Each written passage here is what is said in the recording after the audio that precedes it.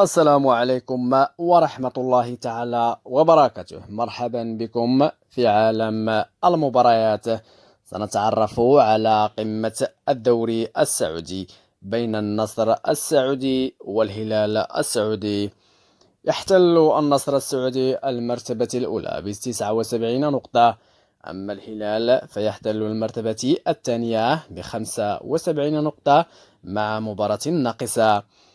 سيحتضن ملعب الأور بارك قمة الدوري السعودي بين النصر السعودي والهلال السعودي اليوم على الساعة 7 مساء بتوقيت المغرب والجزائر، وعلى الساعة 9 مساء بتوقيت السعودية والعراق، على قناتكم 8 من التعليق. فارس عوض.